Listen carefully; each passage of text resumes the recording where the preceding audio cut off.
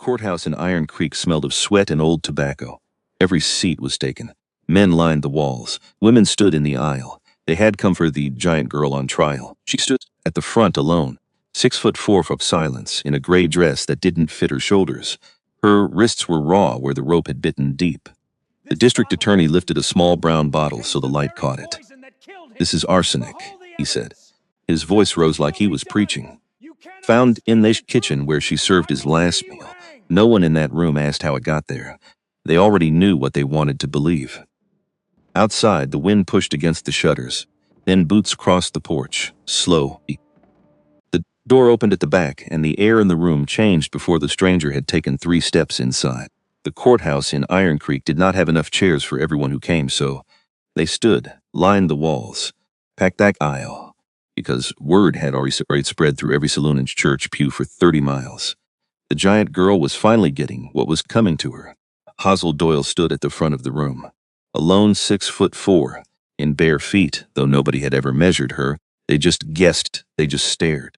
Broad through the shoulders like a man twice her age. Hands that could crush a jaw, folks whispered, though those same hands had spent a decade scrubbing floors, hauling water, breaking her back for people who called her it more than they called her by name. She wore the only good dress she owned. Gray, plain. Too short in the sleeves because nothing was ever made to fit a body like hers. Her wrists showed, raw from the rope that had held them for 3 days straight. She did not cry. She had learned a long time ago that crying only gave people something new to laugh at. The room smelled like tobacco and sweat and the particular sourness of a crowd that had already ending. Nobody there had come for justice. They'd come for a show. For the spectacle of watching something too big, too strange, too much, finally get cut down to size. District Attorney Cyrus Wexler paced in front of the jury box like a preacher working up to the good part of his sermon. He held up a small brown bottle between 2 fingers, turned it. "Let the afternoon light catch the glass. This," he said, "this climbing is arsenic. Found in the very kitchen this woman worked in. The same kitchen where she served Ezra Whitlock his last supper on this earth." Murmurs. A woman near the back crossed herself because that was all it took. A bottle. A finger pointed at the wrong kind of body standing in the wrong kind of room. Hazel kept her eyes on the floor from her. Not out of shame, out of something closer to survival. She had learned that too, a long time ago. Look down. Say nothing. Let them spend their cruelty on air, because if you gave it back even once, they called you dangerous. They called you exactly what they always suspected you were. Which was, of course, the whole point. Her court-appointed lawyer, Warren Ainsley, sat beside her sweating through his collar. He hadn't looked at her once all morning. Not really looked. Just glanced. The way you'd glance at a horse you were about to sell and didn't much care what happened to after. "Objection," Ainsley finally said, standing halfway up. "There's no proof," the defendant administered. "Sit down, counselor." Judge Otis Pruitt didn't even lift his eyes from his papers. We've heard enough speculation from the defense already." A few chuckles rippled through the gallery. Ainsley sat, and Hazel understood in that moment, with a clarity that settled cold and heavy in her chest, that this was not a trial. This was a formality. A door already closed, and everyone in the room simply waiting to hear the latch click. She had known rooms like this before. Kitchens where the door was closed on her before she even reached the handle. Porches where conversation stopped the moment. Her shadow fell across the boards. This was only bigger, only louder. The same shape of thing wearing its Sunday clothes. 10 years ago, Iron Creek had a different kind of whisper about her. Back then, it wasn't murder. It was just her body. Look at the size of that Doyle girl. Bet she could carry a full-grown steer on her back. Poor thing. What man's ever gonna want her? She'd been 14 when her father died. A quiet man. Strong-shouldered. The kind who never raised his voice because he never needed to. He worked another man's land his whole life and never once complained about it, out loud. Though Hazel used to catch him some evenings staring west toward the hills, like he was mourning something he never got to have. He used to call her his girl of oak and iron. "You're built different, Hazel girl," he told her once. Hands rough on her shoulders, and different ain't wrong. Different just means the world hasn't figured out yet what you're for. Shit, she held onto his words the way some folks held onto scripture. Because after he died, the world made its answer clear enough. She was 14. No mother left, no kin, no one to speak up when they placed her, like a piece of furniture, into the household of whoever would take her. First, it was the Hutchins family, who worked her from sunup and locked the pantry at night so she couldn't eat what she'd cooked. Then the Reeds, who paraded her in front of dinner guests like a curiosity. Go on, Hazel. Show them how you carry the water barrels, both at once. Go on now, she went on, every time, because refusing meant no roof, no food. And a girl her size learned fast that the world would forgive you for being strong, but never for being difficult. There had been a winter, the year she was 16, when the Reeds, dry, and she'd walked 4 miles each way, twice a day, hauling water from the Larkin place, because nobody else in that household could manage the load, and nobody thought to thank her for managing it either. Her hands had split and bled in the cold. She'd wrapped up them in rags at night and told herself it was proof of something, though she couldn't have said what. After the Reeds, there had been the Coulter place, a horse farm 3 miles north, where the mistress of the house, a thin, anxious woman named Delphine Coulter, seemed almost afraid of her rather than cruel to her, flinching whenever Hazel entered a room, keeping her at arm's length the way a person keeps distance from a horse they don't trust not to bolt. It wasn't unkindness exactly. It was worse in its way, because at least cruelty looked at you. Delphine Coulter's fear simply erased her, made her something to be managed rather than someone to be known. Hazel lasted 8 months there before Mr. Coulter, drunk on a Saturday night, decided to test whether the rumors about her strength were true. She'd had to leave in the dark with nothing but the clothes on her back and a loaf of bread she'd stolen from the pantry, the first and only thing she ever took that wasn't given. She walked 11 miles that night, slept in a hayloft, told herself, the way she told herself was most things by then, that this too was just weather. Something to be endured rather than escaped, because escape implied somewhere better waited on the other side, and nothing in her life had ever taught her that was true. By 19, she'd landed at the Whitlock Ranch, biggest spread in 3 counties. Ezra Whitlock himself, broad, silver-haired, a voice like a rock slide, and a smile that never once reached his eyes. He liked to call her his best investment. Worth 3 hired men, he told visitors, walking them past the barn where she'd be stacking feed sacks taller than most grown men could lift alone, and cost me a fraction. Ain't that right, girl? She never answered. He never expected her to, except once. She'd been 19, new to the house, still learning which silences kept her safe. She broke a porcelain dish, an accident. Her hands, her enormous, capable, careful hands, slipped on the wet basin edge, and the plate shattered against the floor like a gunshot. Whitlock struck her across the face so hard, her vision went white at the edges. She didn't fall. She was too big to fall from a blow like that, which, she would understand years later, was somehow the thing that made him angrier. That he could hit her and she'd simply stand there, absorbing it the way a stone wall absorbs weather. The next morning, he handed her $2 extra. For your troubles, he said, like he was doing her a kindness. Like the money erased the mark still blooming purple along her cheekbone. That was Ezra Whitlock. Cruelty dressed up as generosity. A man the whole town called a pillar. A man who, behind closed doors, made her kneel to scrub his boots while he drank himself into a temper. Made her carry loads that broke lesser backs. Called her girl, even on the day she turned 24. Because giving her a name would have meant admitting she was a person and not a tool he happened to own. She thought sometimes about running, but run where? Who takes in a woman built like a barn door, penniless, motherless, fatherless, with nothing to her name but the strength in her arms and a dead man's words about being different, not being wrong? So she stayed, and she survived. Church, when she was permitted to attend at all, was its own particular trial. The Iron Creek congregation kept a pew near the back, reserved unofficially but absolutely for the Whitlock help, and Hazel learned early that arriving even a minute past the opening hymn meant standing the whole service, because nobody would slide down to make room for a body that size, not even in a house of God. The Reverend, a soft, round man named Clement Whitcomb, preached forgiveness and humility most Sundays, and never once, in all the years she attended, mentioned the particular cruelty of a room that wouldn't make space for a woman built differently than the rest of them. She stopped believing, somewhere around 21, that God minded much either way. Not out of anger, just out of the same tired arithmetic that governed the rest of her life. If kindness hadn't found her in 10 years of asking, it likely wasn't coming, and there wasn't much sense spending her Sundays hoping otherwise. There were small mercies, some years, A cook, Mabel Cotter, who left an extra biscuit wrapped in cloth on the coldest mornings and never once mentioned it. A stable boy who'd tip his hat before he learned better. A doctor who once, treating a broken rib Whitlock claimed she'd gotten falling from a ladder, had looked at her a beat too long before writing down the lie he'd been told to write. Small mercies, never enough to build a life on. Enough, maybe, to survive one. The doctor's name was Elias Bellwether, a soft-spoken man in his 50s who'd tended half the county's births and had learned over the years exactly how much truth the household could tolerate before it turned on the person telling it.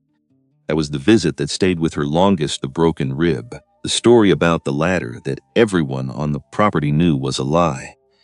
Whitlock standing in the doorway the whole time, making certain the doctor understood which version of events was expected of him. Bellwether wrapped the rib in silence, wrote accidental fall on the paper, because the alternative was writing nothing at all. And a woman with a broken rib and no doctor's word to show for it fared worse in this world than one with a lie attached to her injury. Before he left, he pressed 2 fingers briefly to the back of her hand, not quite a touch, nothing, and said so quiet she almost missed it. "You don't have to believe he'll answer for this.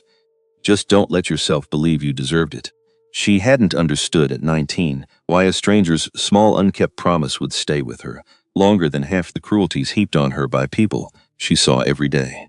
She understood it better now. It wasn't that the doctor had done anything remarkable.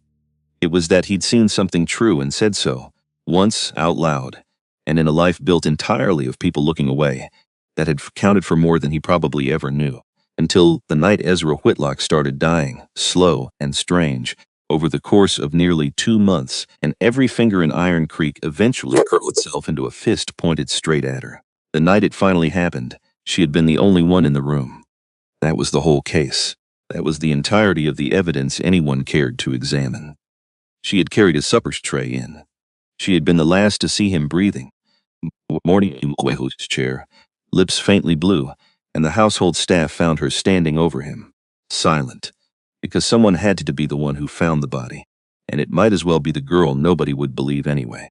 She hadn't screamed, she hadn't wept, because grief, real grief, had left her a long time ago, back when her father's coffin went into the ground and nobody came to help her dig the grave. But the town read her silence as confession. Didn't even cry, they said.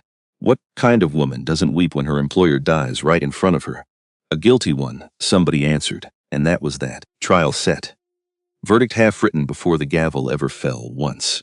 Back in the courtroom, Wexler was building toward his finish, the way a storm builds toward its worst hour. "Arsenic," he said again, holding the bottle high enough for the whole jury to see. "Found in her kitchen. Administered, gentlemen, by the only person in that house strong enough and cold enough to watch a man die slow and never once ask for help. Strong enough. As if strength itself was the crime. As if the size of her hands had already convicted her before the poison ever entered evidence. Nobody asked why the bottle had been sitting, unlocked, in a drawer Ezra Whitlock kept for himself. Nobody asked why a woman who earned $2 a week, who owned nothing, who had never once left the ranch property without an escort, would have any way of acquiring poison in the first place. Nobody asked because nobody wanted the answer badly enough to slow the show down. Ainsley rose again, wiping his forehead, "Your Honor." "The prosecution hasn't shown any direct," I said. Sit down, counselor." He sat. Hazel closed her eyes, just for a moment. Long enough to remember her father's hands on her shoulders. Long enough to remember the word oak. Long enough to steady the thing rattling loose behind her ribs before anyone in that courtroom could see it shake free. It was nearly noon when the letter came. A young clerk from the county land office pushed through the courtroom doors, out of breath, clutching a folded document like it might catch fire if he held it too long. "Your Honor," he said, "this needs to be entered. It's urgent." Judge Pruitt frowned, waved him forward, took the letter. Read it in silence, his face going through 3 different expressions before settling on something unreadable. "It appears," the judge said slowly, "that Mr. Whitlock amended his will 11 days before his death." The room shifted, 100 bodies leaning forward at once. The field of wheat leans when the wind changes. "The ranch," the judge continued, "along with all water rights to Iron Creek and the eastern grazing lands, has been transferred. Not to his sons, whispers, because everyone in that room knew Ezra Whitlock had 2 sons, Grown men who hadn't set foot on the property in years, not since a falling out nobody quite understood, something about the ranch's debts and who was meant to inherit them along with the land. They'd left angry. They'd stayed gone. The land, the judge said, and its water, now belonged to Dutch Sorensen. Ranch foreman, every head in the courtroom turned. Dutch Sorensen sat 3 rows back, lean, weathered. A man who had spent 20 years being invisible in the way that only the most dangerous men learn how to be invisible. He didn't flinch under the sudden attention, didn't blink. He simply nodded once at the judge, calm as still water, and said nothing at all, which Hazel would think much later should have told her everything. Because innocent men, when a courtroom full of strangers suddenly turns to stare at them, tend to look startled. Dutch Sorensen only looked satisfied, Duase. Wexler recovered his composure fast. Your Honor, this changes nothing about the defendant's guilt. Motive belongs to whoever benefits from a death. That's Mr. Sorensen's business, not this court's. Agreed, the judge said. We proceed, and just like that, the moment passed. The wheat field straightened back up. The show resumed. Except Hazel noticed something the room did not. A small thing, barely a thing at all. Dutch Sorensen's mouth, the faintest curl at one corner. Not quite a smile, but close enough. The afternoon wore on the way afternoons in that courtroom always seemed to wear on. Slow, then suddenly fast, the way dread moves. Old man near the back finally stood. Amos Tilley, a farmer from the eastern flats, hat clutched to his chest, voice trembling with the effort of speaking up in a room built to silence people like him. Your Honor, I got something to say. This isn't the time for. It's about the flood. 2 years back. My grandbabies, the judge sighed. But the room had gone quiet enough, curious enough, that he allowed it. Quickly, Amos Tilley turned toward Hazel for the first time since the trial began. Really looked at her. Not with fear. With something gentler. Wagon went over in the crossing, he said. Water was moving fast. My 2 grandbabies trapped underneath, and I couldn't lift it, not with my old back, and there weren't another soul around for a mile. Except her, he pointed. She come running down that bank and lifted that wagon clean off the water. Held it up with her own 2 arms while I pulled them babies free. Held it like it weighed nothing. And then she just walked off. Never told a soul. Never asked for so much as a thank you meal. Silence. Because Hazel remembered that day with a clarity most memories didn't get to keep. The cold shock of the creek water, the screaming, the way her arms had burned, had shaken, had nearly given out, and how she had thought, in that single suspended second, if I fail this, 2 children die, and it will be because my body wasn't enough. Her body had been enough. It was, she realized now, one of the only times in her whole life that being different, being too much, had been exactly the right amount. Your Honor, Wexler cut in. That this is irrelevant to the charges. Agreed, the judge said. Strike it from the record. Mr. Tilley, sit down. Miss Tilley sat down, slow, ashamed, though he had nothing to be ashamed of. Just a man who'd tried, and watched the truth get swatted away like a fly. Nobody wanted buzzing near the good china. Hazel kept her eyes forward, did not let her face move. Did not let the courtroom see what it had just done to her, stripping away the one good thing anyone had said about her in 10 years like it was nothing. Like it was noise, because that was the lesson, wasn't it? That was the lesson this whole town had spent a decade teaching her. One humiliation at a time. Your good does not count here. Only your size does. Only your strangeness. Only the shape of you. Standing where a smaller, softer woman was supposed to stand instead. Near the back of the gallery, an older woman named Constance Pride, who ran the dry goods store and had known Hazel only as a name attached to rumors, found herself unable to look away from the girl's face. In that moment, the perfect practiced stillness of someone absorbing a blow and refusing to let the room see it land. Constance had a granddaughter Hazel's age, ordinary-sized. Ordinary in every visible way, and she found herself uncomfortably, whether her own granddaughter's ease in this world was earned or received granted, the way weather is granted to some fields and withheld from others. She said nothing. She told herself, the way most of the gallery told Liz, that it wasn't her place. But she remembered later that this was the exact moment she'd first felt the shape of her own cowardice, not loud, not cruel, just present, sitting quiet in her chest. The whole rest of the trial, like a stone she hadn't agreed to swallow. The judge called for recess before sentencing. Said the court needed time to weigh the new information about the will, though everyone in the room understood the truth of it. The verdict was already decided. The delay was only theater. A pause before the final curtain. so the audience could stretch their legs and buy another round at the saloon before coming back for the ending they already knew. Hazel was led outhoused through a side hallway in chains that had been fitted. She suspected for a smaller wrist because they bit into her skin the whole walk down. Nobody spoke to her, the deputy leading her, a young red-haired man named Wyatt Combs, kept his eyes fixed straight ahead the entire time. The way you might have had looking at something you'd been told was dangerous, even when every instinct told you otherwise. She was returned to a narrow cell behind the sheriff's office. Stone walls. A cot too short for her frame, so her feet hung off the end no matter which way she lay. A single slit of a window, high up, letting in a strip of gray afternoon light that told her nothing about the hour except that it was passing. She sat back straight, hands folded, the way her father used to sit when the world had been unkind, and there was nothing left to do but hold your shape and wait it out. Oak and iron, she thought. Except oak still bends in a strong enough wind, and iron still rusts, given enough rain, enough years, enough neglect. So, maybe I'm not either one anymore, she thought, and then caught herself. Because that thought scared her more than the trial did, more than the noose the town was already half building in its head. Because if I'm not oak, and I'm not iron, then what in God's name am I? She didn't have an answer. She sat with the not having of it until the light in the high window from gray to black.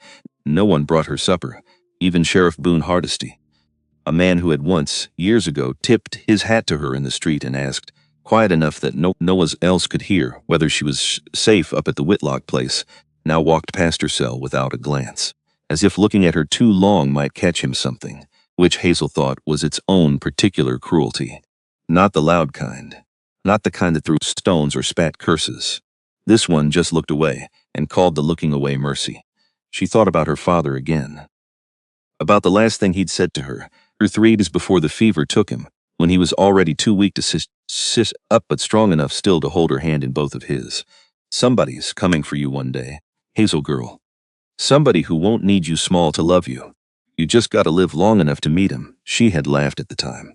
A sick child's laugh, disbelieving, because what man in this world had ever looked at a girl her size and seen anything but a burden or a spectacle? 10 years later, sitting in a cold cell with a verdict already written somewhere in a judge's private thoughts, she wondered if her father had simply been telling a dying man's kindness, a story built to comfort, not to be believed, because it was coming, nobody ever came. She thought, too, of the porcelain dish she'd broken at 19, the way the sound of its shattering had lived in her memory far longer than the sting of Whitlock's hand across it, because the dish, at least, had been an accident, a true thing, while the mark on her cheek had been deliberate, chosen, and somehow the world had judged the accident more harshly than the choice. She wondered whether that same arithmetic waited for her tomorrow, whether a jury of Iron Creek's finest would look at a decade of careful survival and see instead only the one unbearable fact of her size, the same fact that had convicted her of everything else her whole life long before any bottle of arsenic ever entered a courtroom. Near midnight, the front door of the sheriff's office creaked open. Boots, slow, deliberate date. The particular weight of a man who did not hurry for anyone. Deputy Combs shot up from his chair, hand drifting toward his holster on pure reflex. Office is closed for the night. Come back. The man didn't answer. He crossed the room without breaking stride, spurs whispering against the floorboards, and stopped in front of Hazel's cell. Dust coated his coat collar to his boots, the kind that only comes from weeks on the road, not hours. A low-brimmed hat shadowed most of his face, but what showed beneath it were carved from one's silence in equal measure. A jaw set hard enough to look permanent. Eyes that moved once, slowly taking in the whole cell before landing on her. Hazel lifted her head. She did not know this man, except something in her chest recognized him anyway, the way you recognize a storm on the horizon before the wind ever reaches you. He said nothing. She said nothing back, because what was there to say to a stranger who walked into a jail past midnight and simply stood there, watching her, the way no one in this town had watched her in 10 long years? Not like a curiosity, not like a monster, just watching. Like she was a person, and persons were worth looking at, sir. Combs tried again, voice cracking on the word. Visiting hours are. The man turned his head a fraction of an inch. Combs stopped talking entirely. The thoughtless silence stretched long enough that Hazel felt her pulse in her throat. long enough that the strip of night sky through the high window seemed to hold its breath along with her. Finally, the man tipped his hat. Not to Combs, to her, and then, without a single word, explaining who he was or why he'd come. What business a dust-covered stranger, with a gun belt sworn smooth from use, could possibly have with a condemned woman in a jail cell. He turned, walked back out into the dark. The door swung shut behind him. Combs let out a breath like he'd been holding it the whole time. "You know him?" Hazel didn't answer because she didn't. Not his name. Not his face, not really, not clearly. Not in any way she could have put into words if the whole courtroom demanded it of her tomorrow. But something in her, something old and tired and long past hoping, had lifted its head at the sight of him, just slightly. Just enough to notice it happening and be afraid of what that meant. She lay back on the too-short cot, feet hanging past the edge, and stared at the black ceiling for a long time. Sleep didn't come. Not because she feared what tomorrow's sentencing might bring, but because, for the first time in 10 years, somebody had walked into the room where she sat alone and had not looked away. The morning of sentencing came in gray and slow, the way mornings do when the whole town has already decided what kind of day it's going to be. Iron Creek filled the courthouse again before the sun had even cleared the ridge. Same faces, same folding chairs scraped too close to same particular hunger in the air, the kind that comes from people who've been promised an ending and don't intend to miss it. Hazel sat where they put her, because that was all she had left to do now. Sit where they put her. Wait for what they'd already decided. Judge Pruitt cleared his throat, papers squared in front of him like a man closing a ledger. Given the evidence presented, he began, and absent any further, the doors at the back of the courthouse slammed open. Every head turned at once, boots, spurs, dust still riding the shoulders of a coat that hadn't seen a proper wash in weeks. The stranger from the jail cell the night before, except now the low-brimmed hat was pushed back just enough to show his eyes. Gray, steady. Eyes that had watched too many rooms go quiet before he ever said a word. He walked straight down the center aisle. Nobody stopped him. Nobody dared, "Sir." The judge started. "This court is in session. You cannot simply, 'She's my wife,' 4 words, flat. Final. Dropped into the room like a stone into still water. The silence that followed wasn't really silence at all. It was 100 people forgetting how to breathe at the same time. Somewhere near the back, a woman gasped loud enough to carry. A child, too young to understand any of it, asked her mother in a whisper what was happening, and got shushed hard enough to sting, behind Hazel.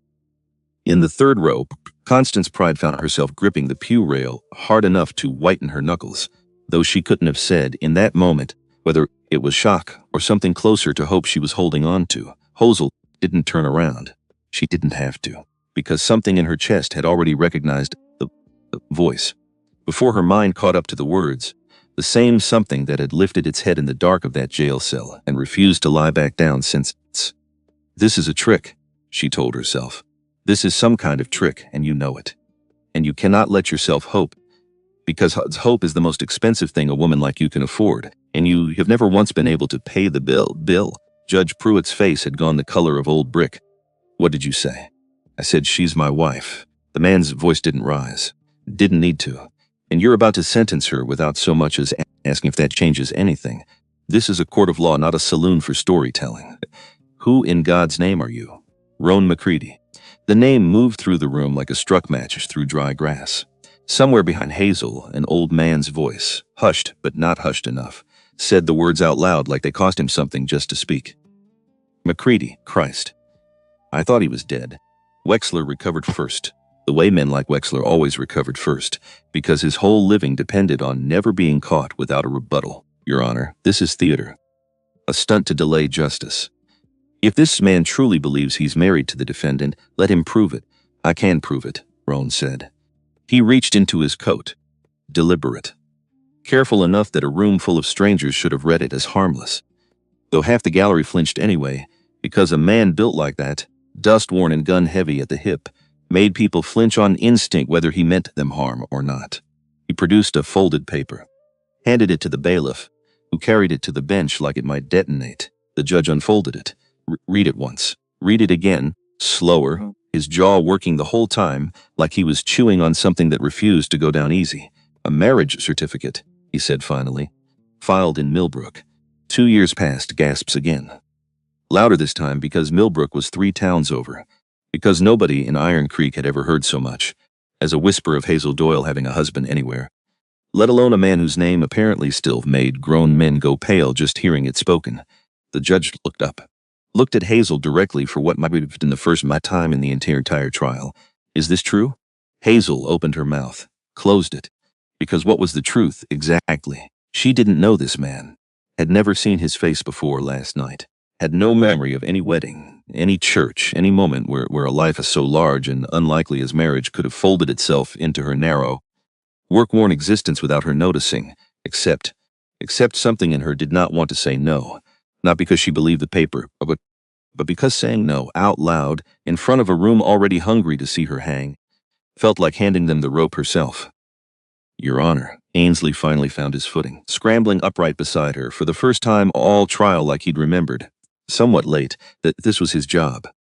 If there is any question of the defendant's marital status, the court is obligated to— I know what the court obligated to do, Counselor. Pruitt set the paper down, rubbed his temple like it had started aching sometime around sunrise and hadn't let up since. This changes the legal standing of several matters. Property, testimony privilege. Who has the right to speak on her behalf? Wexler's mouth tightened into a hard line. Even if this marriage is legitimate, he said, it has no bearing on whether this woman poisoned Ezra Whitlock. No, Roan agreed, calm, unbothered. But it has bearing on why she's been standing up here defending herself with nobody in her corner. Why the one witness who spoke in her favor yesterday got cut off before he finished. Why nobody in this room has asked a single question that didn't already have its answer picked out in advance. He turned, slow, let his eyes pass over the gallery, over the rows of faces that had spent 2 days feeding on Hazel Doyle's ruin like it was Sunday supper. You all decided this before the trial started, he said. I've seen towns do it before. Find somebody too big, too strange, too much trouble to explain, and decide the world's easier with them gone. I just didn't expect to walk into one where the woman they picked was my wife. Nobody in the gallery said anything because there was nothing to say to that. Not out loud. Not with him standing there, eyes moving over the crowd, like a man taking inventory of every coward in the room. Judge Pruitt exhaled long through his nose. This court will recess, he said, pending review of the marriage certificate's validity and further consideration of testimony improperly dismissed. We reconvene in 2 days. The gavel came down, and the room, the whole overstuffed, sweat-stinking room that had arrived that morning expecting an ending, was instead handed a question mark, which, judging by the immediate eruption of whispering, was somehow more delicious to them than the hanging would have been. They gave Hazel a private room to wait in. Small, bare, a cot, a chair, a window that actually let in real light instead of a thin gray slit. It felt, absurdly, like a kindness. As if the paper in the judge's hand had bought her something as small and strange as sunlight through glass. She sat on the edge of the cot, hands folded, waiting for the door to open because she knew it would. Knew he'd come. The stranger who apparently wasn't a stranger at all, at least not on paper, not in the eyes of the law. He came an hour later, alone, hat in hand now, held loose against his thigh, which made him look younger somehow. Less like a granite Jada legend the whole gallery had gone pale over, and more like a tired man who'd ridden a long way to get here. He stood in the doorway. Didn't cross the threshold until she nodded. Small, permission she hadn't realized she still had the right to give. I don't remember marrying you, she said. You didn't, flat. Simple. No hesitation in it at all. She blinked. The paper's real. The paper's real. It was never filed. Her stomach dropped somewhere it hadn't dropped since the day they read the charges against her out loud in a language that made her sound like a stranger to her own life. Then why? Because they'd believe me before they'd believe you. He said it without apology, without softening it, the way a man says something true even when the truth doesn't flatter him. That's not fair, but it's what I had, so I lied for you. That's not the same thing. No, he agreed. It isn't. How does a man just have a marriage certificate, she said, for a woman he's never laid eyes on? I don't. Not until 3 days ago. He turned his hat once in his hands. But man I know in Millbrook works the land office. Owes me from a debt of his own. Took him half a day and a favor I'm not proud of, to draw one up backdated 2 years. So it wouldn't look like something stitched together the night before a hanging. 2 years. Had to be old enough nobody could call it convenient. His jaw was tight. A certificate dated last week gets laughed out of a courtroom. One dated 2 years back, filed proper in another county. That's harder to spit on. She studied him. Really studied him, the way she hadn't let herself do the night before in the dark of the jail cell, when looking too long at anything kind had felt dangerous. Weathered face. A scar along one eyebrow, old, pale, the kind you get from something that should have killed you and didn't. Eyes that didn't dart away from her size the way every other man's eyes in this town did, sliding off her like she was something to be embarrassed by. He just looked at her, steady, like she was simply a person standing in a room, and persons were worth looking at directly. "Why," she said. "Why go to all this trouble for a woman you've never met?" Roan was quiet a moment. "I met your father," he said. "Once. A long time ago, I met you." Because that's how this always goes, Hazel thought, and the thought arrived fast, jagged, half panic before she could stop it. Because nothing kind ever just happens to me. It always comes with a price tag hidden somewhere on the back, which means I should be asking what he wants. Except I don't want to ask, except asking feels like it might whatever this is before I even understand what it is. She swallowed. "My father's been dead 10 years, I know. He never mentioned you. He wouldn't have had the chance to." Roan's jaw tightened just slightly, just enough that she caught it. "It happened fast." "What happened fast?" He didn't answer right away. Outside, somewhere down the hall, she could hear Wyatt Combs arguing quietly with someone about visiting hours, the ordinary noise of a building still running on ordinary rules, even while the two of them stood inside a conversation that felt like it was cracking something open that had been sealed shut for a decade. "Sit down," Roan said finally. "Not an order. An invitation. It's a long story, and you deserve the whole thing, not the short version I'd give a stranger." Hazel sat. "Then you'd better start," she said, "because I've had about all the short versions of my life I can stand." 10 years ago, the McCready outfit had been running 3,000 head of cattle up from the Bras toward the rail line outside Millbrook. Roan had been 23. Green in some ways that mattered and hard in others that mattered more. The kind of young man who'd learned to draw a boat, worth knowing, hired onto the dry boat, because he was fast and quiet, and didn't ask questions about why the trail wanted certain men riding certain nights. The storm came up out of nowhere, the way storms did on that stretch of country, lightning cracking low and close enough to feel it in your teeth. The herd spooked, 3,000 head of panicked cattle, moving as one single furious animal in the dark, and Roan's horse had gone down under him somewhere in the chaos, thrown him hard into the mud with the whole stampede bearing down. He remembered the sound most. Not the thunder, the ground itself, screaming under all that weight coming for him. He remembered thinking with a clarity that had never left him since. "This is 23 years old, trampled into Texas mud, and nobody will even find enough of me to bury proper." And then a hand closed around his collar, hauled him sideways with a strength that shouldn't have belonged to any single man, out of the herd's path and into a shallow gully half a second before 3,000 would have turned to 9. Gideon Doyle, a ranch hand from a neighboring outfit, riding fence that same stretch, drawn by the thunder of the stampede, same as everyone else for a mile in any direction. He'd seen Roan go down, ridden straight into the chaos to pull him clear, and in doing it, his own horse had stumbled. Gideon went under. Hazel had gone very still on the cot. "He never told me," she said, voice thin. "He never once told me he saved a man's life. He wasn't the kind to tell it," Roan said. "I only got the story myself secondhand, years later from a man who'd ridden with us that season.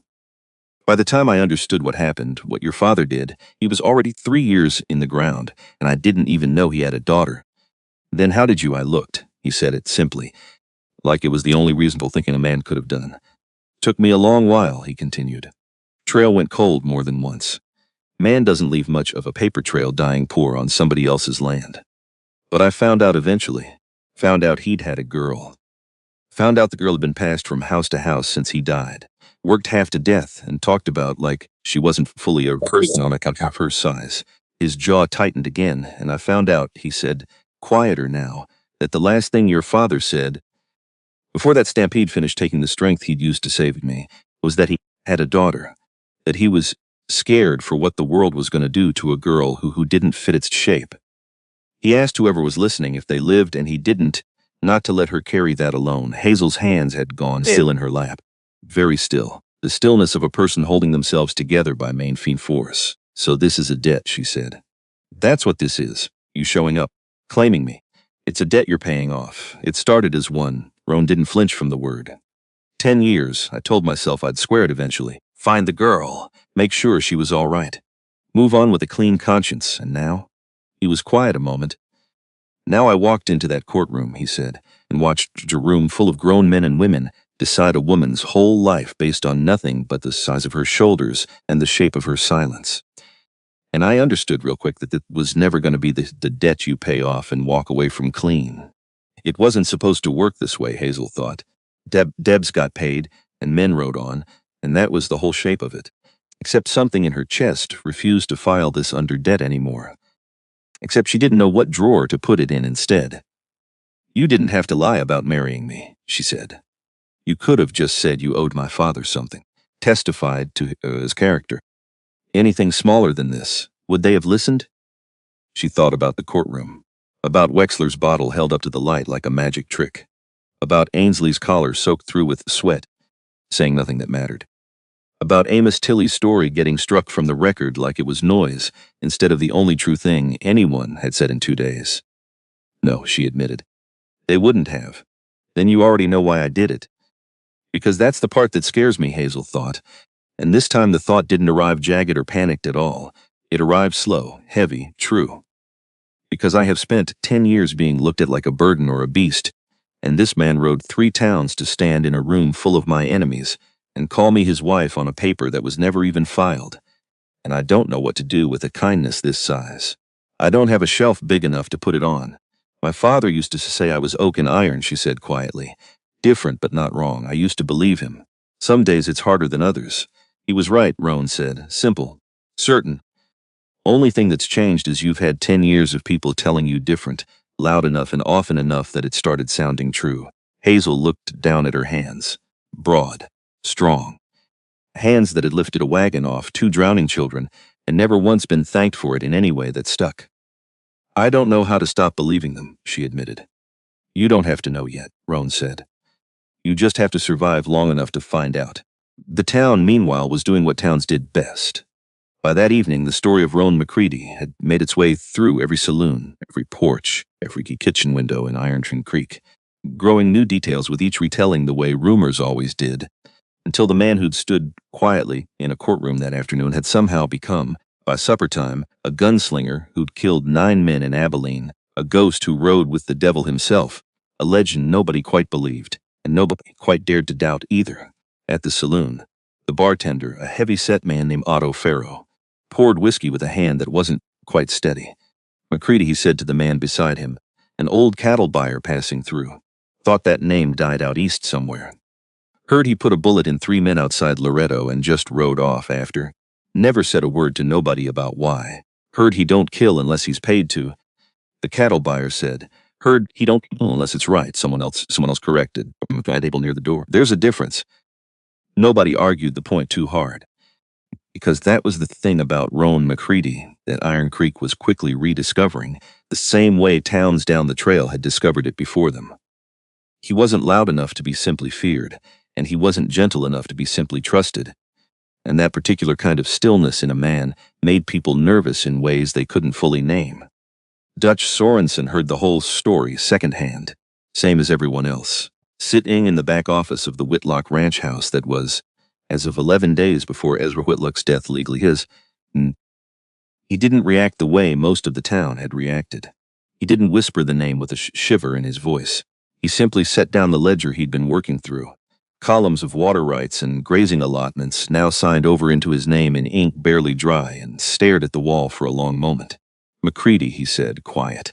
Test in shape of the word. Why?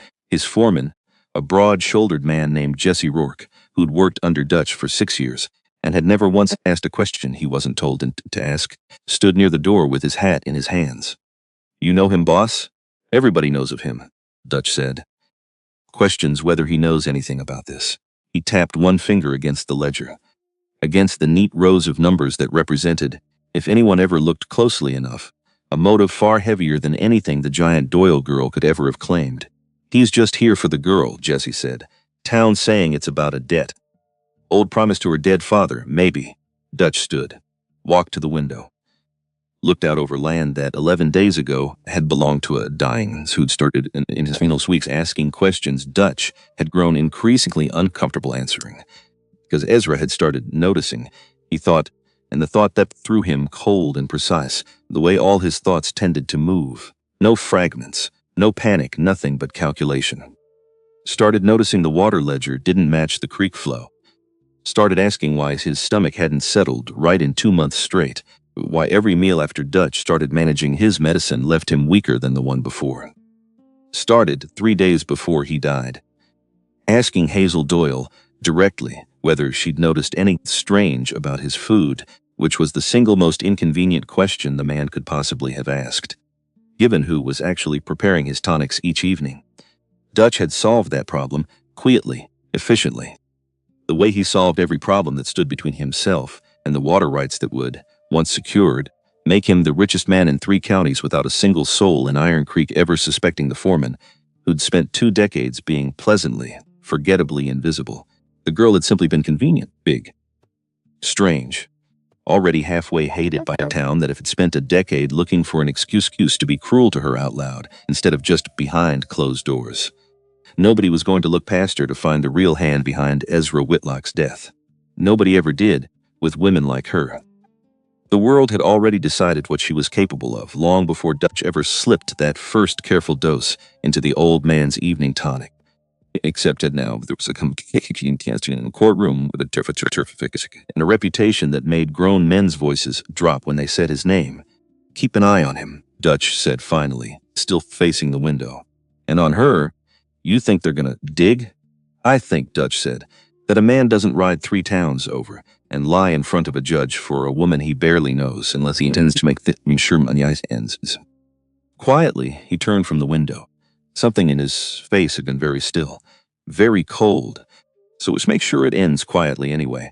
Dr. Bellwether heard about the marriage certificate the same evening as everyone else. Delivering a breached birth out past, the Larkins spread when the news reached him secondhand through the midwife assisting him. He said nothing about it that night. But the next morning, riding back toward town, he found himself detouring past the sheriff's office, telling himself it was simply on the way. Though it plainly wasn't. He didn't go in. He sat his horse across the street for the better part of 10 minutes. Watching the building, the way a man watches a door, he spent years deciding not to knock on. And then he rode on toward his morning rounds, carrying with him the particular discomfort of a person, recognizing, too late, that his silence all those years ago hadn't been neutral at all. It had simply been the quiet kind of choosing Sheriff Boone Hardesty felt something similar, though he'd have struggled to name it. He'd been the law in Iron Creek for 11 years. Elected on a promise of fairness he'd mostly kept in the small, easy ways, settling boundary disputes, breaking up saloon fights before they turned lethal, and mostly failed at in the larger ones, the ones that would have cost him something to get right. He'd known, in some unexamined corner of himself, that the Whitlock place wasn't a kind house for the girl who worked it. He'd asked her once, years back, whether she was safe up there, and when she hadn't answered, he'd taken her silence as a permission to let the matter drop off, rather than what it actually was.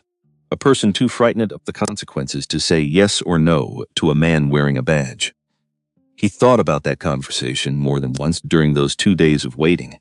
He didn't enjoy what he found when he did. 2 days passed the way the waiting always passes, when the outcome of your entire life hangs at the far end of it.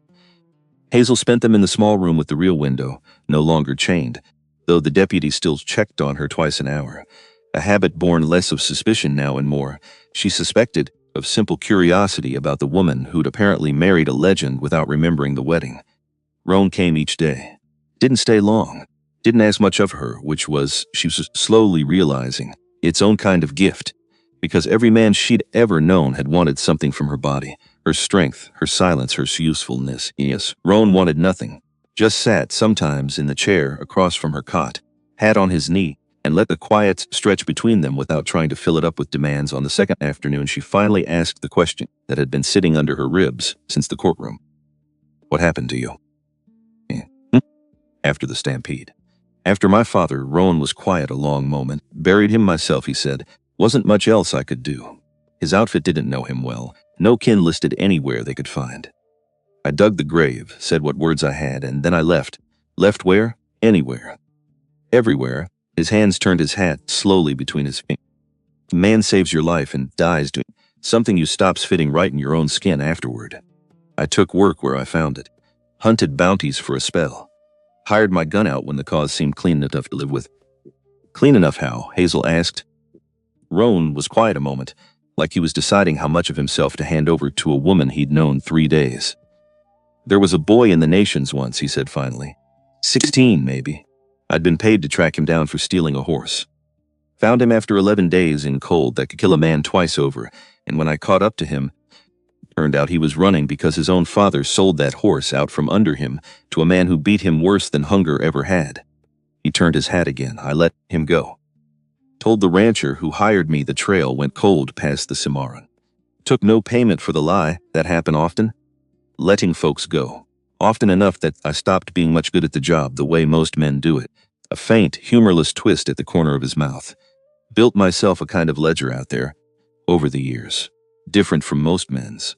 Never once let it profit me at somebody else's expense. Told myself I'd find his girl eventually, he went on. Kept telling myself that for longer than I should have, before I finally did something about it. Why now? Because of the Millbrook mentioned an Iron Creek trial, he said. Giant girl accused of poisoning her employer. Something about the way he said giant girl, like it was a joke he expected me to laugh along with.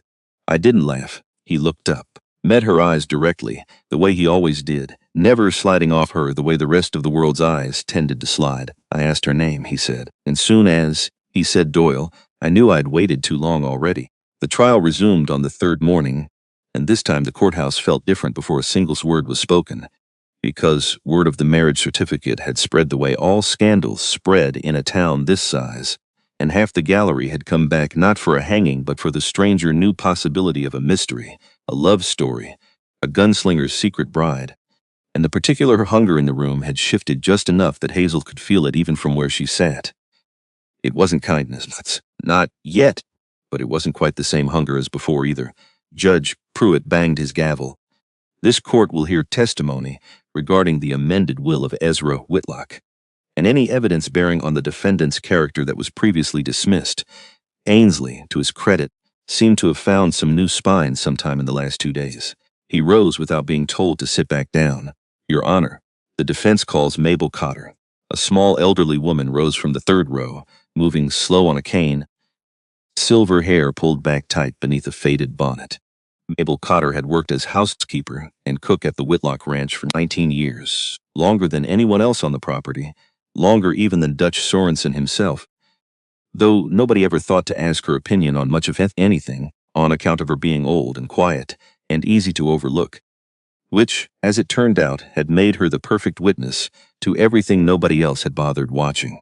She made her way to the stand, settled herself with the careful dignity of a woman who'd spent her whole life being told to hurry up and had decided this once not to.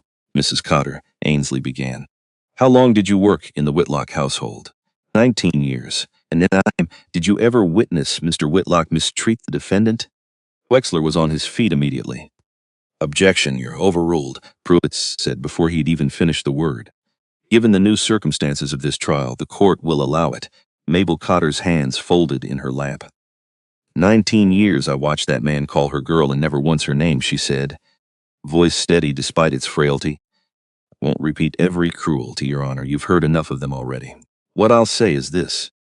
The night before Mr. Whitlock died, he told me himself over supper that he intended to sign that western parcel over to her.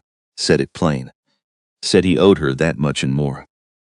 I didn't understand why until I read his journal. The gallery had gone very still. I should have said something years ago, Mabel continued, and for the first time her voice cracked, just slightly.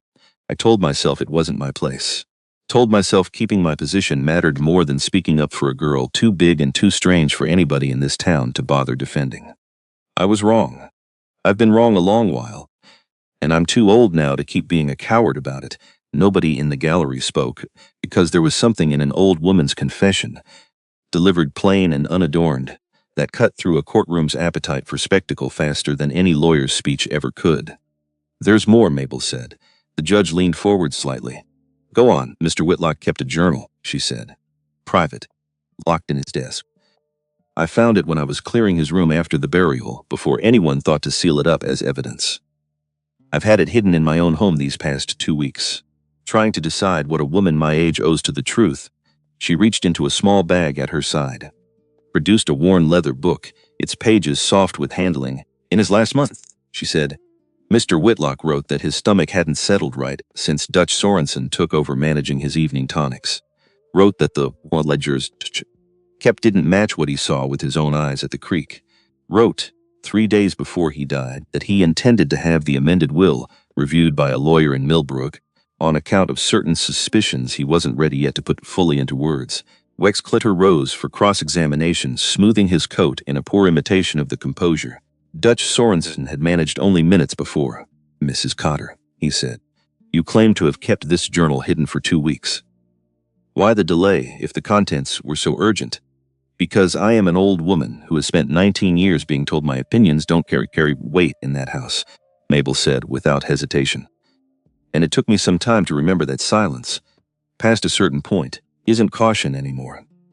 It's just cowardice with better manners. A ripple of something moved through the gallery, not quite laughter, but close to it. The sound of a room recognizing a truth it hadn't expected to hear spoken so plainly. Wexler tried again. You have no medical training. No way of confirming suspicions about his own health were anything more than an old man's fancy. No, Mabel agreed. But I have 2 eyes, Your Honor, and 19 years of watching that man eat the same supper every night, and I know the difference between a man growing old and a man growing poisoned. I've buried enough kin to know it when I see it. Wexler had no answer for that. He sat down a moment later, and something in his posture, the particular slump of a man who has just watched his own case begin to come apart in his hands, told the room everything the verdict eventually would. The bailiff crossed the room, took the journal from Mabel's trembling hands, carried it to the bench. Dutch Sorensen, seated 3 rows back, had gone very still, not the stillness of a man surprised. The stillness of a man recalculating, fast and cold, how much damage had just been done and how quickly he needed to move to contain it. Judge Pruitt read in silence for a long, unbearable stretch of time. The whole courtroom seemed to lean forward as one body. Waiting, finally he looked up. Looked directly at Dutch Sorensen. Mr. Sorensen, he said, would you care to explain the discrepancy noted in Mr. Whitlock's own hand regarding the water ledgers under your management? Dutch rose slowly, smoothed his coat. His voice, when it came, was calm as still water, exactly as it had been the moment his name was first read from that amended will. A sick man's suspicions, Your Honor, he said. Ezra's mind wasn't what it used to be near the end. Anybody in this room can tell you he'd grown forgetful. Paranoid, even. I'd hate to see a dying man's confused scribblings used to distract this court from the woman who was, by everyone's own testimony, the last person alone with him. It was smooth, practiced. The kind of answer a man gives when he's had 2 days to prepare for exactly this moment. Except, Hazel thought, watching him from her seat, watching the careful, unbothered ease of his hands as he spoke. Except I've spent 10 years learning to read the difference between a man who's afraid and a man who's performing not being afraid, and this man is performing so well that it's the performance itself that gives him away. She glanced sideways. Roan was watching Dutch, too, and whatever he saw in that man's face, it had put a look on his own that Hazel hadn't seen there yet in the 3 days she'd known him. Something quiet, coiled. The look, she suspected, of a man deciding exactly how much rope to give somebody before he stopped giving them any at all. The judge called another recess, longer this time, to allow the journal to be properly reviewed by the court clerk and for Mabel Cotter's testimony to be formally entered into record. The courthouse emptied slow, buzzing now with a different kind of whisper than the one it had carried in on. Because a story about a giant girl who'd poisoned her cruel employer was a story, an easy story, the kind a town could chew through in an afternoon and forget by supper. A story about a foreman who'd been quietly stealing water rights for years, who'd maybe poisoned the very man who trusted him, who'd let a woman with no one to speak for her take the blame because he knew nobody would look past her size to find him standing behind it. All that was a different kind of story, the kind that made people uneasy in ways that lingered. Outside, on the courthouse steps, Roan found Hazel a quiet corner away from the dispersing crowd. That went further than I expected, Ennis said. You expected something to go wrong. I always expect something to go wrong. A faint, humorless twist at the corner of his mouth, the closest thing to a smile she'd seen from him yet. Man in my line of work who stops expecting that doesn't stay alive long. And what is your line of work? Exactly. Used to be finding people who didn't want to be found. Now, apparently, his eyes moved toward the courthouse doors, toward the shape of Dutch Sorensen disappearing through them, calm, unhurried. It's making sure the people who deserve finding don't slip away clean. That night, Mabel Cotter walked home from the courthouse, the same way she'd walked it for 19 years, down the narrow lane past the mill, moon thin overhead. The journal safely returned to the court clerk's custody, but her own conscience feeling lighter than it had, and longer than she cared to admit. She didn't notice the man following her until she was nearly to her own gate. Jesse Rourke stepped out of the shadow of the fence line, hat low, hands loose at his sides in a way that wasn't casual at all. Not once you'd spent 19 years learning to read the difference between a man at rest and a man about to become dangerous. "Evening, Mrs. Cotter," he said. Mabel's cane stopped tapping against the dirt. "Jesse Rourke," she said, voice carefully even, though her old heart had already begun hammering hard enough to hurt. "It's late for a visit Mr. Sorensen sent me," Jesse said. "Wanted to make sure you got home safe. Given all the excitement today, that's kind of him, isn't it?" He took a step closer. Close enough that the moon caught the shape of something metal at his hip. Close enough that Mabel understood, with a clarity that arrived far too late to do her any good, exactly what kind of safety Dutch Sorensen had actually sent his foreman to guarantee. Back at the sheriff's office, Hazel lay awake on the too-short cot, staring up at the ceiling, listening to the ordinary night sounds of a town that had no idea yet what was happening 2 streets over in the dark. Roan sat outside her cell in the chair he'd claimed as his own these past 3 nights, hat low, not sleeping either, though he never said so out loud. "You think it's over?" Hazel said quietly into the dark. "Now that the journal's been read into record?" "No," Roan said. "Why not?" "Because a man like Sorensen doesn't build something for years, quiet and careful as he built this, and then just let it fall apart over one old woman's testimony." His voice was low even, but something underneath it had gone taut, alert, the way an animal goes still right before it moves. Man like that doesn't panic. He recalculates, and recalculating means figuring out what loose thread needs cutting before it unravels the rest. Hazel sat up slowly in the dark. "Mabel," she said. Roan was already reaching for his hat. "Stay here," he said. "Door's locked. Combs is outside." "Roan," he paused at the door.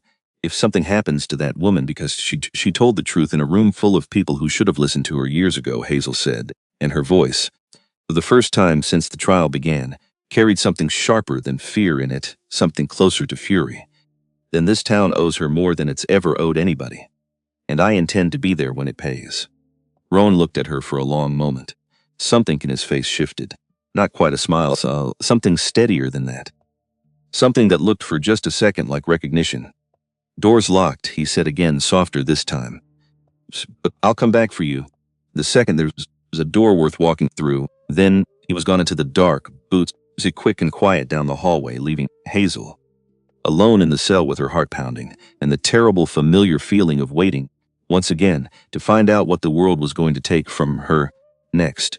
Jess Rourke had Mabel Cotter's arm gripped tight above the elbow, dragging her toward a waiting wagon at the edge of the lane, when the sound of boots on gravel made him turn. Roan McCready stood 20 feet back, hat low, hands loose at his sides, the way a man holds his hands when he wants you to believe he isn't ready, right up, until the moment he proves you wrong. "Let her go," Roan said. Jesse's grip didn't loosen. "This ain't your business, McCready. Made it mine the second you put a hand on an old woman in the dark." Mabel's cane had fallen somewhere in the dirt. Her breath came thin and fast, more from fear than exertion, though at her age the two starting to feel the same thing. "Sorensen's orders," Jesse said, almost apologetic. "Almost. She talks anymore, it's trouble for a lot of people. Me included, so you were gonna what? Drive her out past the creek. Make it look like an accident." Jace didn't answer. Which was answer enough. "Let her go," Roan said again, "and walk away, and I won't put you in the ground tonight for something that isn't really your idea to begin with." For a moment, just a moment, it looked like Jesse might actually consider it. Except then his hand moved. Everything after that happened. The way violence happens when it finally arrives after days of waiting for it. Too fast to follow, and too slow to escape, both at once. Jesse shoved Mabel hard to the ground and went for his gun. Roan's hand was already moving, faster than thought. The speed of a man who'd spent years learning that hesitation and dying were the same word, but there was a second man. Nobody had seen him in the shadow of the wagon, another of Dutch's hired hands, a rangy gunman named Silas Renner, who'd been waiting there the whole time as backup, in case one man wasn't enough to handle a witness and a legend both. He came around the wagon side with his revolver already leveled at Roan's back. Roan didn't see him. Roan was too busy putting Jesse Rourke down. One clean shot that took the gun out of the man's hand before it ever cleared leather. And in the half-second it took to register that the fight in front of him was finished, the fight he hadn't known was coming from behind him, was already 3 heartbeats from except Hazel Doyle had not stayed in that cell. She'd told Roan she'd be there when there was a door worth walking through, and Deputy Combs, torn between his orders and the look on her face, had made the mistake, or maybe the mercy, of turning his key half a second slower than he should have. She'd followed the clatter of raised voices down the lane at a dead run, 6'4" of her closing the distance faster than anybody in that town would have believed a body her size could move. She saw Silas Renner's gun come up behind Roan's back. She didn't think. There wasn't time to think.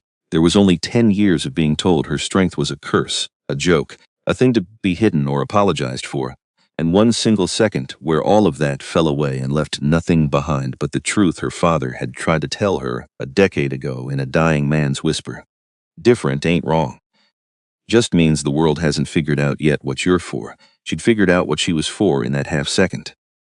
She hit Silas Renner with the full weight of her body, both arms driving into him like a wall, come suddenly, impossibly alive, and the shot that should have taken Roan McCready through the back went wide into the dark instead, and the two of them went down together in the dirt, her weight pinning him flat before he had a chance to bring the gun back around. Roan spun at the sound of the gunshot, revolver already up, already searching for the threat, found instead his wife on paper, 6'4", and shaking with the aftermath of what she'd just done, sitting on top of a gunman twice her weight who wasn't moving anymore because his head had connected hard enough with a fence post on the way down. For a long moment, nobody in that dark lane said anything at all, because the world had just rearranged itself in a way none of them, not Roan, not Mabel, not even Hazel herself, had quite been prepared for. The cowboy hadn't saved the girl. The girl had saved the cowboy. You all right? Hazel finally managed, breathless, still straddling an unconscious man in the dirt like it was the most natural thing in the world. Roan lowered his gun slowly. Something moved across his face that Hazel hadn't seen there yet. Not shock, exactly. Something closer to a man recalculating everything he thought he understood about the woman standing, or rather sitting, in front of him.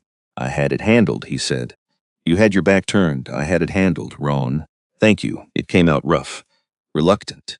A man who'd spent his whole life doing the saving, learning, in one breath. The words for being saved instead Mabel Cotter, still on the ground where Jesse had shoved her, let out a sound that was somewhere between a sob and a laugh. "Well," she said, voice trembling but alive, gloriously alive. "I don't believe I've ever seen anything quite like that in 19 years in this town." Sheriff Boone Hardesty arrived on 4 minutes later, drawn by the gunshot, to find 2 of Dutch Sorensen's hired men down in the dirt, one with a bullet through his gun hand and one out cold, with a fence post-shaped bruise rising on his forehead, and Mabel Cotter sitting upright now, dusting off her skirts with the particular indignant energy of a woman who had decided, somewhere in the last 5 minutes, that she was done being frightened for the rest of her life. "They came for me," she said, before Boone could even ask. "Sent by Dutch Sorensen. I want that on record, Sheriff, and I want it on record tonight, while it's still fresh, before anybody has time to talk me out of remembering it clear." Boone Hardesty looked at the 2 men in the dirt, looked at Roan, ginsed loose in his hand, looked at Hazel, breathing hard, dress torn at one shoulder, standing over an unconscious gunman like she'd been born to it. Something in the sheriff's face shifted too. 10 years of quiet cowardice, of looking away, of pretending the man in the badge could stay neutral in a town that had never once been neutral about the giant girl at the Whitlock place. All of it seemed to crack open at once. Standing there in the dark with the truth finally too loud to keep ignoring, "Get these 2 into cells," he said to Combs, who'd come running behind him. "And somebody wake the judge." I don't care what hour it is, he would tell his own children years later, the night he stopped being merely present in his own town and started on finally being its sheriff in truth as well as title. Cyrus Wexler heard about the attack on Mabel Cotter before sunrise, roused from sleep by a runner sent from the sheriff's office, and he sat for a long while on the edge of his bed afterward, turning the morning over in his mind with the particular nausea of a man he spent 4 hours building a case atop a lie he never once bothered to question. He had believed it. That was the part that sat worst with him. Not that he'd argued a false case, a prosecutor argued whatever case he was handed. That was simply the shape of the job, but that he'd never once paused to ask why the case had landed so easily, so conveniently, on the one person in Iron Creek the town had already spent a decade deciding not to defend. He dressed slowly that morning, and when he arrived at the courthouse, he did not look at Hazel Doyle the way he had all 4 days prior. He didn't look at her at all. It was, Hazel thought later, its own kind of confession. Such certificate was in his city at the Whitlock Ranch house when word reached him. He took it the way he took everything. Still, cold. A man doing arithmetic behind his eyes while his face gave nothing of. Both of them, he said. Taken? Yes, sir. The messenger, a young hand named Petey who'd drawn the short straw of delivering bad news, shifted his weight uneasily. Old lady's alive. Making statements to the sheriff right now, Dutch was quiet a long moment, staring at the ledger still open on his desk, rows of numbers, years of careful, patient theft, drop by drop, dose by dose, until an old man's death looked like nothing more than a body finally giving out, and a foreman's rise to fortune looked like nothing more than a will's generous surprise. Because it was supposed to be clean, he thought, and even now, even with the walls closing in, his thoughts stayed precise, unhurried, the way they always had. Because the girl was supposed to hang for it, quiet, forgotten. One more strange body the town was glad to be rid of. Because nobody was supposed to look past her. That was the whole design. Find someone the world already wanted to blame, and let their own cruelty do the rest of the work for you. Except to have a husband nobody accounted for, and an old housekeeper had turned out to have more spine than 20 years of quiet service had ever suggested she was hiding. Dutch closed the ledger. Saddle my horse, he said. Sir, I said saddle my horse. Petey? There was still time, he told himself. Still a window before the sun rose, and the whole county turned its attention fully toward Iron Creek's courthouse. Still time to disappear the way careful. Men always kept an exit ready, some cash, some papers, a life waiting 3 states over under a name that wasn't Dutch Sorensen at all. He was wrong about how much time he had. He simply didn't know it yet. The courthouse reconvened at first light, what of the night's violence having outpaced even Iron Creek's considerable gift for gossip, so that by the time the doors opened, there wasn't a soul in 3 counties who hadn't heard some version of the story. The giant girl, the gunslinger husband, the old housekeeper nearly murdered in the dark for daring to tell the truth. The gallery that filled the courthouse that morning was not the same gallery that had come hungry for a hanging 4 days before. Something had shifted, quietly, imperfectly, the way shame moves through people who are only beginning to understand what their silence has cost. Hazel sat in her usual place, but something about the way she held herself had changed too. Back straight, yes, the way her father had taught her. But her eyes no longer stayed fixed on the floor she looked out at the room now. Let them look back. Rowan sat directly behind her, close enough that she could feel him there without turning around, she was slowly understanding, its own particular kind of comfort. Not a shield, not a rescue, just a presence, steady, unmoving, the way a person stands near a fire, not because they need saving from the cold, but because the warmth is simply better shared. Judge Pruitt entered looking like a man who hadn't slept, which he hadn't, and banged his gavel with more force than the moment strictly required. This court has reviewed the events of last night, he said. Student for Mrs. Mabel Cotter, from Sheriff Hardesty, and from the 2 men currently held in custody, one of whom has already begun offering testimony in exchange for leniency. A ripple moved through the gallery. Given these developments, the judge continued, this court finds sufficient cause to issue a warrant for the arrest of Dutch Sorensen, foreman of the Whitlock Ranch, on suspicion of the murder of Ezra Whitlock and the attempted murder of Mabel Cotter. The gavel came down. Somewhere in the back of the courtroom, a chair scraped hard against the floor, every head turned.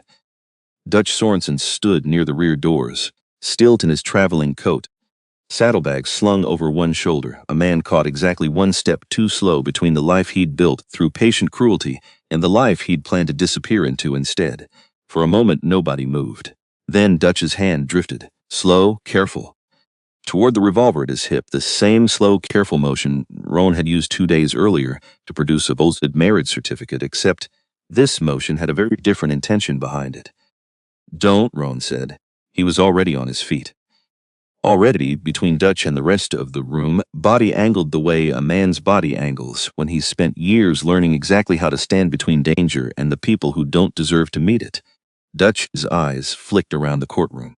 The judge, the bailiff, unarmed, Sheriff Hardesty, drawing his own weapon but too far across the room to matter in the next 2 seconds. 100 faces, some frightened, some furious, none of them offering him a clear path out.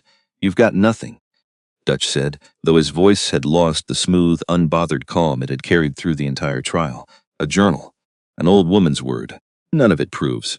I put a single drop of anything in Ezra's tonic. Doesn't have to prove it in here," Roan said. "Judge already signed the warrant. Rest gets sorted in a courtroom, not a shootout. You're not going to win. I've got a gun on the only man in this room fast enough to stop me." "You've got a gun," Roan agreed. "But you're forgetting something. What's that?" "You're not looking at the only person in this room who can stop you." Dutch's eyes moved involuntarily past Roan's shoulder to Hazel standing now. 6'4" of quiet, coiled strength that the whole town spent a decade mocking and fearing in equal measure without ever once understanding what it had meant in a room with someone that strong who had finally decided she was done being afraid. She didn't have a weapon. She'd never needed one. "You poisoned a man slow enough that he had time to write down his own suspicions before he died," she said, voice carrying clear across the courtroom. Steady in a way it hadn't been steady in 10 long years. "And then you let this whole town believe I did it. Because you knew nobody would look twice at a woman my size accused of something ugly. You knew they'd already decided what I was capable of long before you ever needed them to." Dutch's gun hand wavered, just slightly. "You don't scare me," he said. "I'm not trying to scare you," Hazel said. "I'm trying to tell you that you built your whole plan on the idea that nobody in this room would ever stand up for me. And you were wrong about that 3 days ago. You're about to find out exactly how wrong." What happened next took less than 4 seconds, though it would be told and retold in Iron Creek for years afterward, growing the way all such stories grow, until the details blurred into something closer to legend than memory. Dutch's gun swung toward Roan. Hazel moved. Not the careful, contained movement of a woman who'd spent a lifetime making herself smaller to keep the peace.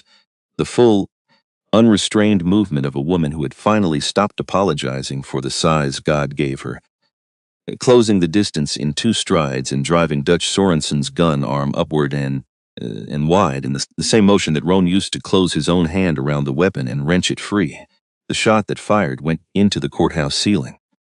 Plaster rained down in a fine white dust over the front rows, and for a moment the room was pure chaos, screaming, chairs overturning, and then Sheriff Hardesty was there, wrestling Dutch's arms behind his back, and the whole thing was over as suddenly as it had begun. Dutch Sorensen, on his knees now, hands shackled, stared up at the woman who had just single-handedly disarmed him in front of the entire county. "You're supposed to be nothing," he said, almost to himself, like the words wouldn't fit anywhere else his mind had room for them. "I've been nothing to this town for 10 years, Hazel said quietly. "Turns out nothing was strong enough to stop you anyway." The trial that resumed an hour later, once the plaster dust had settled and Dutch Sorensen had been formally charged, was less a trial by then than a formality of its own, though a very different kind of formality than the one that had opened 4 days before. Mabel Cotter's journal was entered fully into evidence.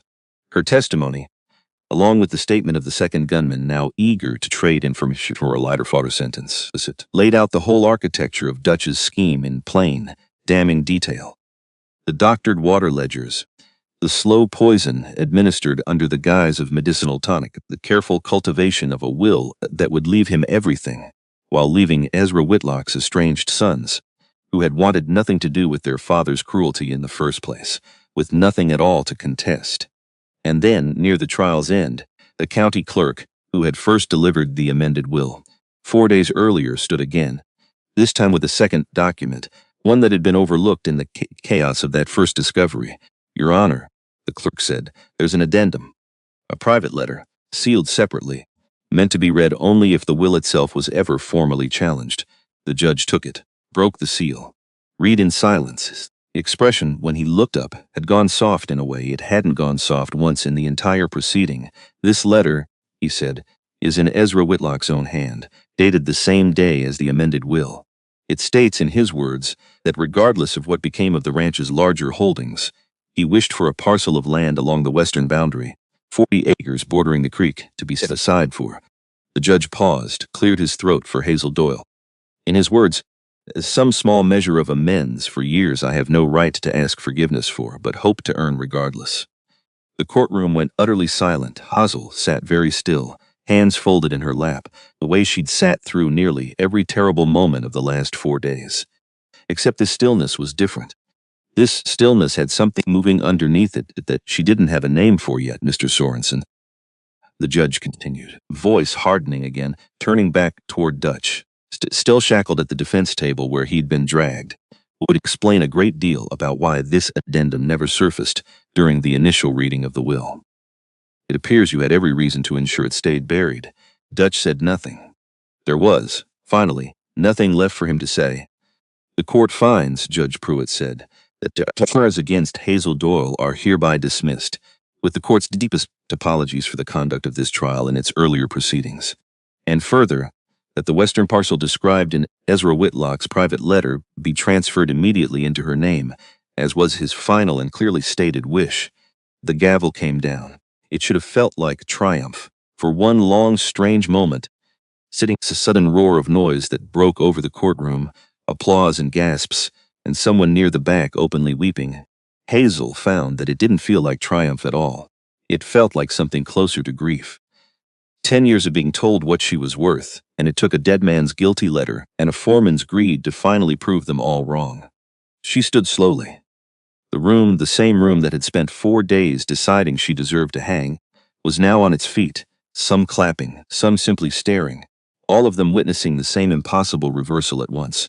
Mabel Cotter reached her first, moving faster on that cane than Hazel had ever seen her move, and pulled her into an embrace that Hazel, after a startled second, returned. 19 years I watched what that man did to you, Mabel whispered, and I said nothing. I'll spend whatever years I have left trying to make up for that silence. Amos Tilley stood a pace back, hat in his hands, tears cutting clean tracks through the dust on his weathered face, saying nothing at all. Some apologies, Hazel was learning, arrived better carried than spoken. Roan found her at the edge of the crowd. Once the well-wishers and the guilty and the merely curious had all had their turn, the courthouse slowly emptying into the bright ordinary daylight outside. You did it, he said. Quiet, simple, we did it. You did the part that mattered. His eyes moved to her hands, the same hands that had thrown a gunman twice her size into the dirt the night before, the same hands that had wrenched a loaded revolver away from a murderer without hesitation. I was just standing there being fast. You're the one who was brave enough to be seen doing it. Hazel looked down at those hands herself, broad, strong, the hands of a woman the whole town had once called too much, too strange to love. My father used to say I was different, she said slowly. That different wasn't wrong, just something the world hadn't figured out what to do with yet. He was right. I know that now. She looked at him a moment longer, the courthouse doors swinging shut behind the last of the crowd. What happens now, Roan McCready? Man who was never really my husband. Where do you ride to next? He didn't answer right away. And that, more than anything he could have said, told her the answer wasn't as simple as either of them wanted it to be. The days that followed unfolded with the particular disorientation of a life, suddenly, unexpectedly, allowed to expand. Dutch was Sorensen and transferred to the county to await trial for murder. His careful, patient scheme unraveled entirely, his name already becoming the kind of cautionary story told about greed dressed up in a quiet man's clothing. Jesse Rourke and Silas Renner, facing charges of their own, offered testimony that closed the remaining gaps in the case, ensuring there would be no lingering doubt about who had truly killed Ezra Whitlock. Whitlock's 2 estranged sons came back only once, long enough to sign away any claim to the western parcel, and shake Hazel's hand without quite meeting her eyes, the closest thing to an apology. Either of them had left to give. The 40 acres along the creek were surveyed and formally transferred within the month. Good land. Water rights secured. The very thing Dutch had killed to control, now belonging outright to the woman. He'd tried to sacrifice to protect his theft of it. Before she walked her own land, for the first time, she rode out to the small county plot where her father was buried, an unmarked patch of ground she'd visited perhaps a dozen times in 10 years, always alone, always quick, because grief in Iron Creek was one more thing she'd learned to keep private. This time she stayed longer, knelt in the grass and told him, out loud, plain as she could manage, that the debt was paid, that the man he'd saved in a Texas storm had kept his word, decade late but kept all the same, that she had land now, water rights, a name people said differently than they used to. She didn't know if he could hear her. She'd stopped being sure of much regarding God and the beyond somewhere around 21. But she said it in anyway, because some are owed regardless of whether anyone's listening, and she had 10 years of them stored up. Hazel walked the boundary of her new land alone. On the first morning it was truly hers. Early enough that the dew hadn't burned off yet, the creek, the clear and cold along the western edge exactly the way it had run for 100 years before any of this began. She stood for a long while at the water's edge, thought about her father, dead 10 years now, who had once told a dying wish to a stranger in a Texas, never knowing that wish would travel a decade, and 3 counties to finally land here, on this creek, in the shape of a debt repaid 1,000 times over. Thought about the girl she'd been at 14, passed from house to house like unwanted furniture, learning that her body was something to apologize for. Thought about the woman standing here now, on land that was legally, finally, undeniably her own. Roan found her there a while later, having ridden out from town with 2 mugs of coffee, one of which he handed over without comment, the way he did most kindnesses, quiet and unremarkable, as if generosity was simply the ordinary shape of him rather than something worth announcing. "You could sell it," he said after a while, watching the creek move past. Land like this, water rights included. You'd never have to work another day in your life. I don't want to sell it. What do you want to do with it? Hazel was quiet a moment, turning the question over the way she turned over most things now, slow and careful, no longer rushing to shrink herself into whatever answer the world expected of her. There's women like me all through this county, she finally said. Girls too big, too strange, too much trouble for anybody to want to keep around proper. Orphans. Widows nobody looks after. I know what it is to have nowhere that wants you. She looked out over the water. I want to build something here. A place. For people the rest of the world decided weren't worth the trouble. Roan was quiet for a long moment. Your father would have liked that, he said finally. I know, Hazel said. I think that's why I want to do it. It wasn't a fast thing, building a life out of the wreckage of an old one. But over the following months, Iron Creek watched something unfold on the western parcel of the old Whitlock land that none of them had quite expected. A house rose first, simple and sturdy, built with Hazel's own hands doing half the labor herself, because there wasn't a carpenter in 3 counties who could outlift her, and she'd stopped seeing any reason to pretend otherwise. Then a second, smaller house beside it. Then a third. Hazel gave the place a name eventually, though it took her most of a year to settle on one, turning over a dozen possibilities the way she'd once turned over her father's words, testing each for whether it would hold weight. She settled finally, on Doyle's Rest, not grand, not clever, just true. A place with her father's name on it, built on land that had once belonged to the man who broke her, now belonging instead to every woman the world had decided wasn't worth the keeping. Word had spread slow the way. Word always spread in a town like that, but it spread true. A place along the creek where a woman with no family of her own was building shelter for others who had none either. An elderly widow whose sons had left her with nothing. A girl tall and broad-shouldered to find work in any respectable house, turned away everywhere else, for the same reasons Hazel herself had once been turned away. The first to arrive after the house was finished was a woman named Ruth Alderman. 17 years old, 6 feet tall in her stocking feet, run off from a farm, 2 counties over by a stepfather who'd called her unnatural to her face more times than she cared to count. She showed up at Hazel's gate on a spring morning, with nothing but a bundle of clothes, and a look Hazel recognized immediately, because she'd worn it herself for the better part of a decade, The particular caution of someone who has learned that kindness, when it comes at all, usually comes with strings attached. Hazel didn't say much to her that first day. Just showed her the second house, told her the well was good water and the door locked from the inside, and left her to decide in her own time whether she believed any of it. It took Ruth the better part of a month to flinching when Hazel raised her voice to call the chickens in. By summer, she'd stopped flinching altogether, and by harvest, she'd started laughing at something. Roan said over supper, a short, surprised sound like she'd forgotten. She still had it in her. Amos Tilley's grandchildren, the two she'd pulled from beneath a flooded wagon 2 years before, came out most Sundays now, no longer strangers, calling her by name, tugging at her sleeve to show her frogs they'd caught in the shallows, utterly unbothered by the size of the woman who lifted them both at once, one on each hip, laughing in a way Iron Creek had never once heard from her before.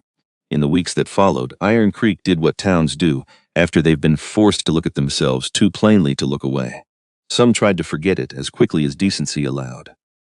Others couldn't. Constance Pride, who ran the Dragoods store, began setting aside store credit for anyone who came through Doyle's Rest needing supplies, never speaking of it, never asking Hazel to acknowledge it, just quietly making sure the ledger balanced in Hazel's favor more often than the arithmetic strictly required. Wyatt Combs, a young deputy who had spent 4 days averting his eyes rather than choosing a side, resigned his post within the month, able to reconcile the man he'd himself was the deputy who'd stood outside a cell doing nothing, while a woman waited to learn whether the world would let her live. He came out to Doyle's Rest that autumn, hat in hand, and offered to help with whatever building still needed doing, not asking forgiveness exactly, just offering his back and his hands the way a man offers the only apology he knows how to make. Hazel let him stay for the harvest. She never told him it was forgiveness. He never asked her to. The town didn't become kind, not all at once, not evenly. Some families never did apologize, preferring instead to simply stop speaking of the trial at all, as though 4 days of near lynching could be filed away by mutual silence. But something had shifted regardless, a crack running now through the old easy cruelty the town had once worn as casually as a coat. And cracks, once they exist, have a way of spreading whether anyone intends them to or not. Roan stayed. He never called it anything more than that at first. Stayed. Helped raise the fence line, working alongside her in a silence that had stopped feeling like distance and started feeling slowly like company. There was a particular morning, not long after Ruth Alderman's arrival, when a green colt threw every hand on the place twice over, before Hazel finally climbed into the round pen herself, and the whole property gathered at the fence rail to watch, not because they doubted her, but because there was something worth watching in the way she talked the animal down, low and even, the same voice she might have used on a frightened child, until the colt stood trembling but still beneath her hand. Roan watched from the fence post, same as everyone else. Didn't say anything until she'd walked the colt in a slow circle and handed the lead rope off to Ruth. Flushed and pleased with herself in a way Hazel had never once seen on her own face in Iron Creek. "You could have let me try that first," he said, when she reached him. "Could have," Hazel agreed. Didn't want to. Something that might have been a laugh moved through him, quiet, more felt than heard. Fair enough, it became, without either of them naming it, the shape of their days. He broke the horses nobody else wanted to handle. She built what needed building with her own 2 hands. Sat, some evenings on the porch she'd built, watching the creek run gold in the last of the daylight, saying little, because there wasn't much left that needed saying between them by then. One evening, nearly a year after the trial, he found her sitting on the porch steps, watching the same creek that ran clear and cold past land that was, finally, entirely her own. "I never did give you back that marriage certificate," he said. Hazel looked over at him. "You mean the fake one, that's the thing." He turned it over in his hands, the same worn paper he'd carried into that courtroom a year before, folded soft now from a year of being kept close. It was never filed, which means it was never real, which means, as far as the law is concerned, you're not actually my wife at all, I'm aware. Been meaning to fix that. Hazel went very still. A year ago she would have braced for the catch. Waited for the price tag hidden somewhere on the back of it. There wasn't one. There simply wasn't. And she still didn't have shelves built sturdy enough to hold a kindness that came with no bill attached. "Roan McCready," she said slowly, Are you asking to marry me for real? I'm saying, he said, that the debt to your father is what got me here. But it's not why I stayed. And I figured you deserved a proposal that had nothing to do with paperwork or promises made years before you and I ever met. He reached into his coat, the same slow, deliberate motion she remembered from that first day in the courtroom.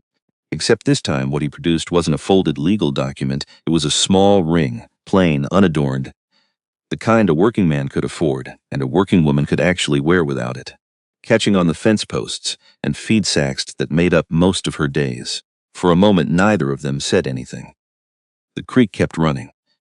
Somewhere behind the house, Ruth's laughter carried faint on the evening air, and further off, the newest arrival, a widow named Sarah Voss who'd come to Doyle's Rest 3 weeks prior, with 2 children, and nowhere else to go, called them in for supper, unaware entirely of what was passing on the porch steps. I'm not asking because your father saved my life, he said. I'm asking because I've spent a year watching you build something out of nothing. Watching this whole town learn to see you the way I saw you from that very first night in the jail. And I don't want to spend whatever years I've got left anywhere that isn't standing right beside you. Hazel looked at the ring. Looked, finally, at the creek running gold past land that had once belonged to her tormentor and now belonged, entirely and legally, to her. Different ain't wrong, she said softly. More to her else than to him, her father's words finally landing somewhere they could rest easy after 10 long years of searching for solid ground.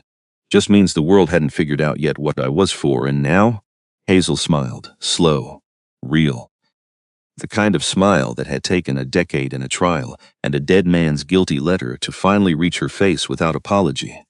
Now, I think the world's going to cap up, she said, and held out her hand.